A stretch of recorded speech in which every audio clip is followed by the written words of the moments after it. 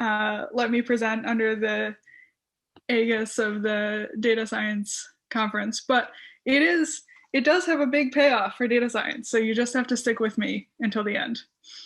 All right, so our outline. First, we're going to look at this classic problem in perceptual and conceptual learning, the Molyneux problem. Then we're going to reformulate it to explain how it applies to science. We're going to illustrate it with a case study. We're going to apply it to automated science, using machine learning for science. And then we're also going to apply it to data science. So what is the Molyneux problem? So as summarized by Locke in 1694, he had received correspondence from William Molyneux. Is that me or is that someone else? I think it's people joining. Okay. Sorry about that. All right. So Molyneux had received correspondence from, Locke had received correspondence from Molyneux, and Molyneux wrote to him and said, hey, I've read some of your works. I have a wife who's blind, and it got me thinking about this question. And so here's Locke's summary version of it.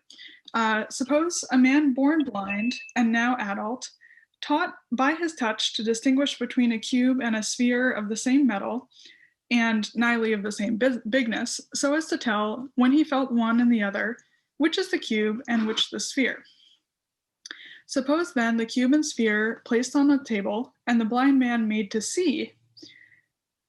Query whether by his sight, before he touched them, he could now distinguish and tell which is the globe and which is the cube.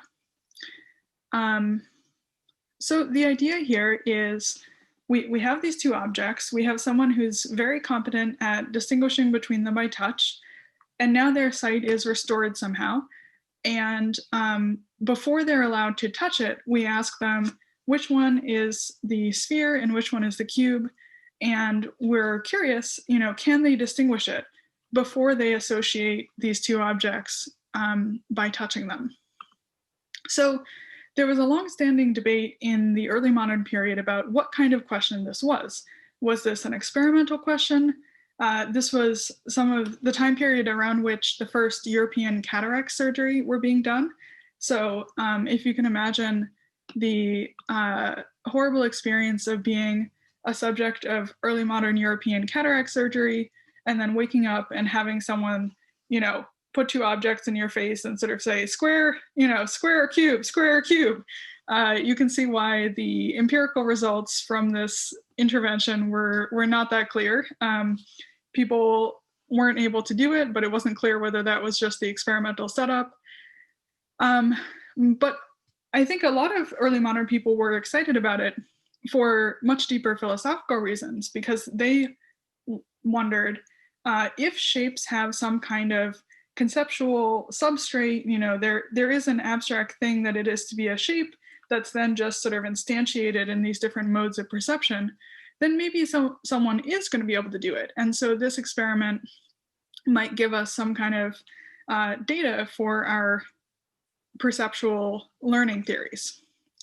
So the part of it that I'm interested in is this question about learning. So what is necessary for us to recognize previously known objects in new modes of perception? So this is a learning task.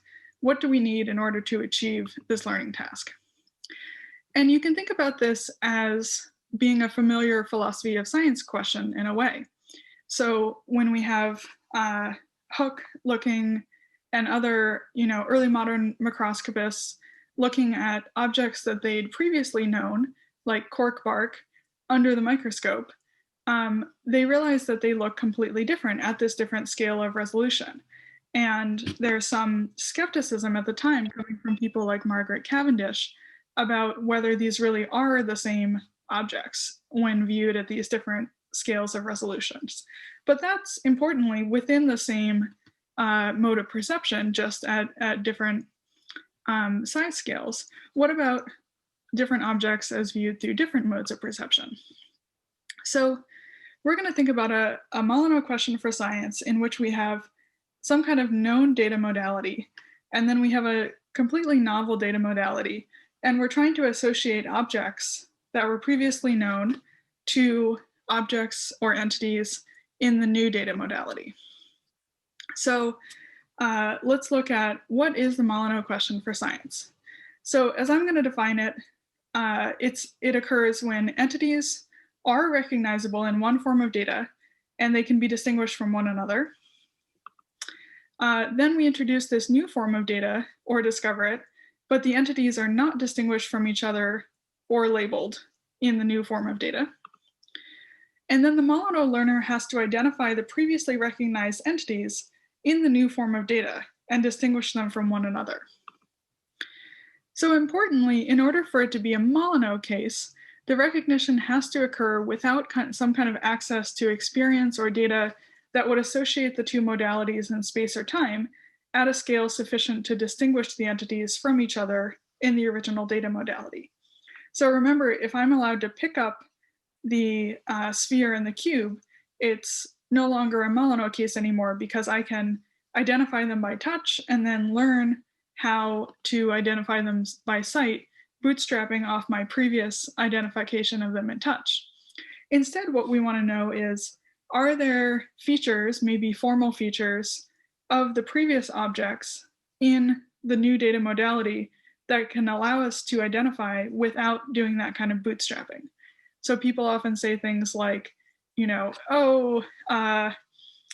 the cube has corners, and so you can recognize it by the corners, which you already knew by touch.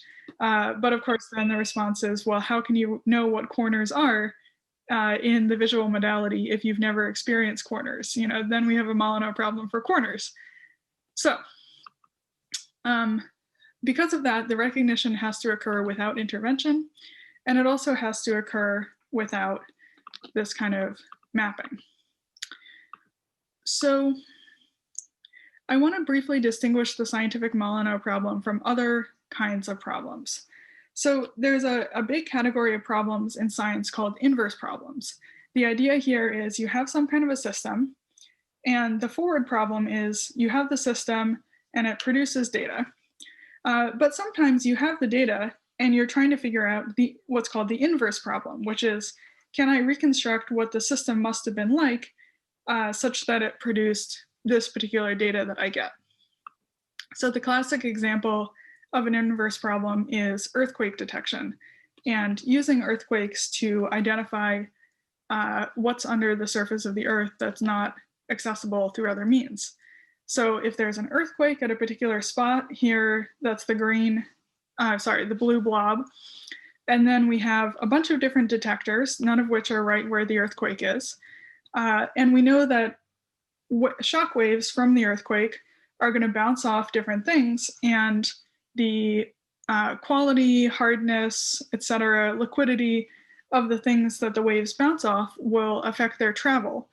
How can we reconstruct both the size and location of the earthquake and what kind of otherwise difficult to perceive objects are underneath the surface of the earth?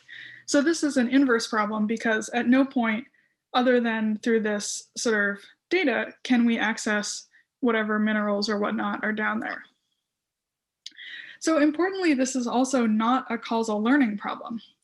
So it's not a causal learning problem because what we're not interested in sort of causal production or this caused that, and here's the causal chain throughout time. We're interested in identity. This is the same as that. They occur simultaneously in time and space. And I think the closest thing would be maybe a calibration or measurement problem, but it's not quite that either. So think about calibration or measurement as we want to, at the very least, establish some sort of consistent way of measuring the same thing over time. So Hasek Chang has the wonderful example of temperature in Inventing Temperature, where we have these thermometers, or first we have a thermoscope that doesn't have any markings on it, and then we create thermometers that have markings on them. And with we want to be able to calibrate our thermometers so that we know how to take the same measurements in different places with different instruments. But how do we do that? Well, we need some kind of fixed points to pick out the, in our case, the 0 and the 100 that will always be the same.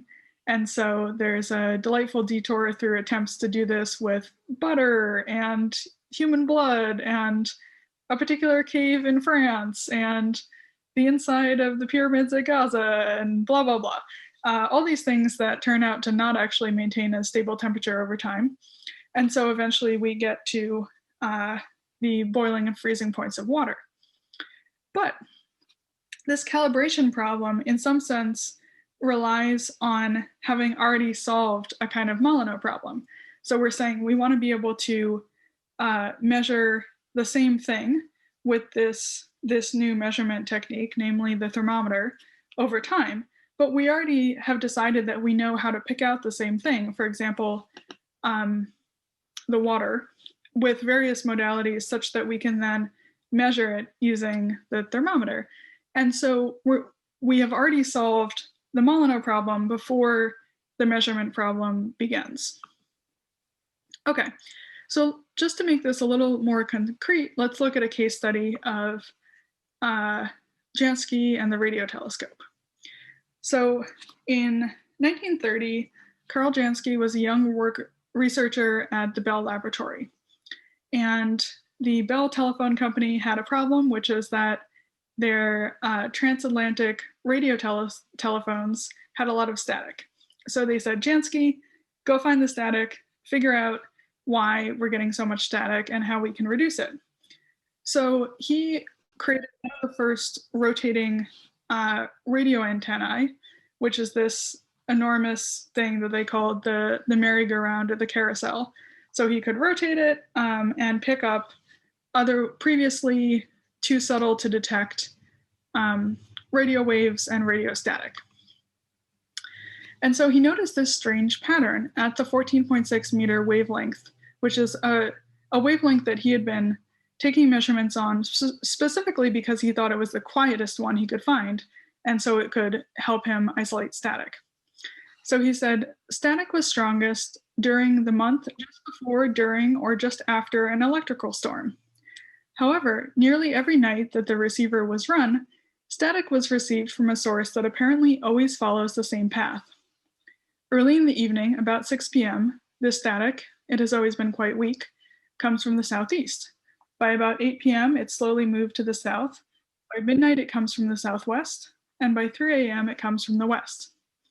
The reason for this phenomenon is not yet known, but it is believed that a study of the known thunderstorm areas of the world will reveal the cause. So you can see at this point, he thinks, okay, all the static we've seen so far has come from thunderstorms. This must be some sort of thunderstorm static that we're picking up. And interestingly, as you can see in the photo, the static, this is a multimodal perception problem in a way, in that the static is coming from radio waves, but Jansky is perceiving it both orally using headphones, and he's looking at the log of the static as printed out on paper. So he's able to listen to it, he's able to see it, and those are translations of its original modality, which is radio. So here are his hypotheses. First, he thinks distant thunderstorms. Then he realizes this sort of hiss-type static is different from thunderstorms. He briefly calls it sun static, before realizing that it doesn't really follow the path of the sun. And then by over a year later, he's saying it must be an unknown celestial phenomenon. So in this phase, I'm going to argue he's in a period of Molyneux learning, because he's decided that it must be a celestial phenomenon. We know a lot of celestial phenomena, but he doesn't know which one it is. So just as in the Molyneux problem, we have a known data modality, which was touch, and a novel data modality, namely vision. Here, his known data modality for celestial phenomena are optical vision telescopes. And the novel one is radio waves from the radio telescope. So he realizes eventually that the hissing noise is the Milky Way. And it's, which makes sense because it's the biggest producer of radio waves and therefore the thing that he picked up first given his fairly small radio array. So how did he do this? He did it by associating it on a star map. So he wasn't able to use any sort of formal features of different entities and compare them to the pattern in the radio waves. Instead, he just had to map, okay, it's coming from this point in the sky, and at this time of the night, this point in the sky has the Milky Way on the map. So he was able to triangulate it by co-locating it on the map. Is this a problem? A Molyneux problem? So I'm going to say yes, because we could recognize the Milky Way in our telescope data. We could distinguish it from other entities within the telescope data. We introduced a new form of data, but the entities recognizable in the previous form of data, we couldn't distinguish the His static, which turned out to be the Milky Way, from other things in like thunderstorms. And we have this problem. How can we distinguish them? And because it's in space, we can't access the entities themselves to try to intervene. So we have these strategies for avoiding Molyneux problems, namely the strategy of mapping. Can we locate both of them on time and space such that we can co-locate them and figure out that they're the same? Or we have the strategy of intervention, which we can't do because these are stars. So this would be allowing the learner to associate the phenomena as experienced in these two different modalities by picking them up, wiggling them, changing them, and observing them at the same time so that we can associate these different types of experience. So I've just sketched how that works in traditional science. Now let's look at a case for machine learning-based automated science. So the automated science that exists right now occurs very much within sort of a closed system or a sandbox. So it's typically bioscience-based. It involves a clean room or a clean box. And what we do is we combine known ingredients with each other, and often in sort of a brute force search kind of way. And we have a hypothesis that we're testing. Can we create a substance that does this? Can we create a treatment for this kind of condition? Can we create a cell culture that will allow this difficult to keep alive bacteria to survive? Whatever it is, we have this question that we want to evaluate, and then we sort of recombine all these different things, test the entire hypothesis space. A lot of times what makes it automated science is that we are then able to use various instruments plus computer vision to try to figure out of all these little tiny experiments I just ran, which ones of them worked or worked better, and then how can I use machine learning to learn from that and then plan the next round of experiments. So imagine you as the human sort of supervisor of this automated science. You have to set the original goal. You have to set the original hypothesis. You have to provide the materials, which have already been, extracted and prepared and created in a scientific raw material form, which is itself a huge scientific achievement. But once you've done that, the process of sort of iterating from there, trying new things, figuring out what worked the best, and then planning new experiments, that part at least can be automated.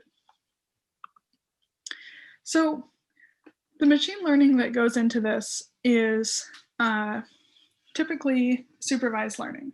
So I'm sure most of the people in the audience know this, but just to briefly cover it, supervised learning is a type of machine learning where we have input data, and then we have some kind of, if it's a labeling task, we have some kind of annotation. So we have apples and we say, these are apples. We then train a model to recognize apples such that if we show it a new apple, it will predict this is an apple. And then we could also have a more sophisticated classification system where we have a bunch of different categories and we are able to sort apples from oranges. But importantly, this system has sort of already solved its Molyneux problem, right? In the sense that by labeling it, we've already said, these are the ones that are apples. And here's, if we're giving you two different modalities of data, here's how you recognize apples in these different modalities. So the label is the thing that allows the machine learning system to associate these different kinds of data, which might both be about apples, but the association is only via the label.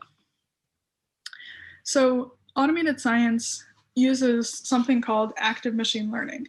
And the idea here is labeling is expensive. It requires a human being, or in some cases, a huge group of human beings to go through and label a bunch of stuff. If you do it on Amazon Mechanical Turk, it's expensive, but you're still underpaying people and asking them to do this very repetitive task. If you have your grad students do it, you're probably also underpaying them, but you can't label that much data. So what if we had a really small body of labeled data and a large body of unlabeled data? And then the active part is that the algorithm figures out of the unlabeled data, what would be sort of the greatest learning payoff to have labeled for it. And so the active learning loop is the algorithm identifies a small subset of the unlabeled data, says, hey, can you label just this part for me? And then I can continue to learn from that, and maybe I'll spit out more things that I want labeled soon. So the important thing to note here for science is that the algorithm has an oracle. The algorithm has this bottom line source of truth, which is the human being who's able to label things, which in the machine learning context is called an oracle, which I always find very funny. So we don't have an oracle. When we're doing science, we don't have anyone that we can turn to and say, hey, I think this might be an entity of this kind, but is it actually? And that turns out to be important for our data science scientific tasks. So before we move on to data science, let's look at an additional strategy that might be possessed by an automated system. So in order to do that, I want to set it up with a different version of the Molyneux problem. So before Molyneux wrote to Locke, and before Locke wrote his letter, there was an earlier version of this problem published in a philosophical novel by Ibn Tufayl in the 12th century. And this novel was translated into English in 1708 and is thought by many people to have sparked the Molyneux conversation in the UK around that time period. So the problem, as illustrated by a book that's going to come out really soon. Imagine a child born blind who grew up in a certain city. Through his other senses, he learned about animals, plants, alleys, towns, markets, and squares, and all the other features of his hometown, so he could get by without a guide. The only thing he did not know about, but knew only through descriptions and firm command of the sciences, are colors. One day, the man can suddenly see. He would find everything to agree with the notions he had before. Nothing would look odd or out of place. The colors would be in line with what was sketched to him before. Yet two great changes would happen for him, the one dependent on the other. He would know things with greater clarity, as he has now gained the sense of sight, and this would be a source of great joy to him. I like this version better. So the part that I'm not going to touch at all is the affective part. I don't think any of the systems we're looking at have anything remotely approaching the capacity of experiencing great joy when they get a new source of data. So we're just going to leave that to the side. But let's think about this as a problem for automated science. So one thing that you could do if you had already solved this sort of mapping task, so it notes Tufale's character, who in the broader context of the story is a young boy, already has a mental map of his city, right? So he's able to navigate it with ease, and he knows where everything is. And importantly, he also knows sort of the distribution of things. So if his town mostly has cats and very few dogs, he knows that, you know, a small object moving around is likely to be a cat and not a dog. So let's think about this as a strategy for automated science. So there was a really interesting case. I did my PhD in Pittsburgh, and as you probably know, Uber chose Pittsburgh as its location for training automated vehicles, in part because, as you can see in the background, Pittsburgh has an enormous number of bridges, an enormous number of hills, a lot of cobblestone streets, a lot of one-way streets, a lot of horrible weather. Is just like the hardest terrain for an automated vehicle. So one of the things that the self-driving cars do is they create a map of the town or the place that they're driving in. But this map is very dependent on the modality of the measurement system. So here you can see on top of this car a very fancy, you know, super expensive LiDAR system. But it turns out the super expensive LiDAR system is not one that Uber wants to stick with forever. So they already have a map using this one system, and now they want to switch to an array of still very high quality but much cheaper cameras. So it turns out having just a bunch of pretty good cameras is way cheaper than any number of LiDAR systems. So we want to switch from LiDAR to vision via cameras. And how do we do that? So one option would be, well, we just recreate the map and we throw out all of the old information we have and we just recreate the map from scratch. But another option is we take the map and we use sort of like information about the distribution that things should have and use that to make educated guesses about what something should be in, even if it doesn't appear on the map. So if I know that in this part of town, let's say it's the University of Pittsburgh, Carnegie Mellon area, there are a lot of students who jaywalk. If I see, you know, an object moving across the street, I can probably assume that it's a jaywalking student just because of the previous distributions of those entities appearing here, even if I haven't fully done the mapping between the perception of the student using my old capacities and the perception of the student using my new cameras. So this strategy of sort of statistical association might be one that's possible for us in this new modality. So how is this going to work for data science, where what we're trying to do is we're trying to find patterns in some kind of data that we've collected, and we want to know what are the patterns of association between different forms of data that might have the same label and be about the same thing. One of the hopes for data science and indeed sort of automated social science in general was that we might be able to find, you know, better categories, or we might be able to find correlations in data sets that would help us revise our categories and come up with new, improved types of entities or social scientific kinds or new categorizations that are based on these kinds of stable correlations that appear in the data. So can this data science, qua science, help us revise our categories or come up with new ones? So one interesting thing about entities and social kinds is that we often can't sort of wiggle them or intervene on them or map them in terms, at least in terms of their membership in social categories. So there are a lot of reasons for this. One is that the things that we could, in theory, wiggle, if they're people, we often have very good reasons not to want to do that kind of intervention. But even if they are sort of the social kinds that surround people, it's not clear what this kind of wiggling or intervention might look like.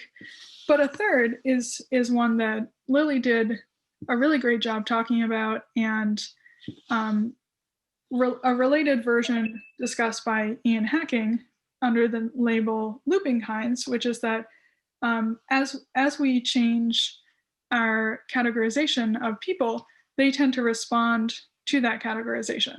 So the mere existence of the category can shape people's behavior, either bringing it closer in line with the category. If you describe someone in a certain way, it's possible that they will behave in accordance with that categorization, or reacting against the category and saying, you've labeled me as this, but I'm going to not behave in that way. And in general, the kinds of social structures that Lily talked about can cause the data itself to shift, which is why, I loved her example of the prediction task, and how if you have a prediction task that's based on certain categorizations and labels, you might have an interest in preserving those categorizations and labels as stable so that your prediction task will remain good. And part of the reason for that is that people's behavior may shift just in virtue of being categorized in a different way. So what does this mean for the possibility of sort of learning novel categories from social scientific data? So recall that the algorithm in these learning cases has an oracle. So the algorithm has a source of truth, a ground truth, as people sometimes call it, an ability to turn to an oracle for oracular answers. But that's something that we don't have, and we certainly don't have it in the social scientific case.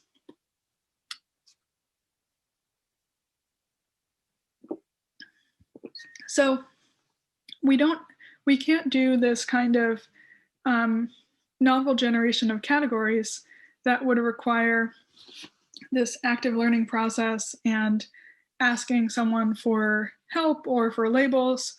We're on our own out here. So I want to express a skepticism about the conceptual possibility of solving Molyneux problems by reading off of social data. So as you remember from the beginning of the talk, one of the questions about one of the ways of thinking about the Molyneux problem is that it is a formulation of a different kind of problem for different kinds of people. So some people think about it as an empirical learning task that we can resolve just by seeing if a formerly blind person can identify these objects. Other people think of it as sort of a thought experiment that can then help us understand these ideas about perceptual concepts. And if we think about it as a way to think about social scientific data, then we have this question: can we solve a Molyneux problem in social data? Is there ever going to be a sense in which we can read new categories or create new categories from existing large data sets that will help us learn something about the people at question, or help us learn something about categorizations of them that might work better for the tasks we have than the categorizations that we're currently operating under? So we can think about this as a roundabout route to the social construction of data scientific objects. So sometimes we think only about the data scientific objects as being present in the data, collected under certain category labels, whatever, giant Excel spreadsheet we have or comma separated value database that has these columns, the categories under which each of the columns appear are themselves, sort of one of the constructive achievements of the social science.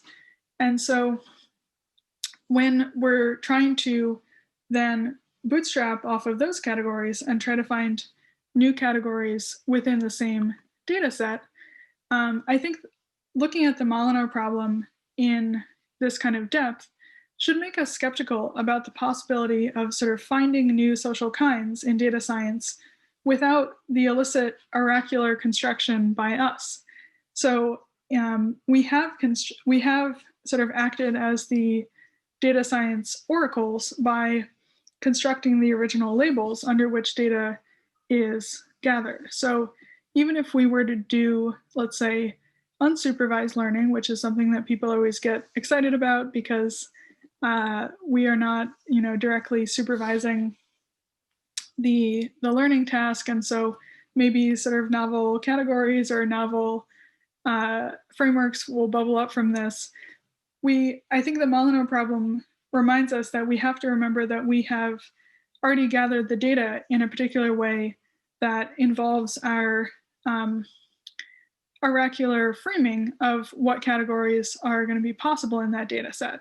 And so even if sort of new micro categories are created as the result of our unsupervised learning process, there's going to be an inherent limitation in how far novel categories can get from the original collection of data. So with that, I will turn it over to your questions, and I look forward to hearing your thoughts.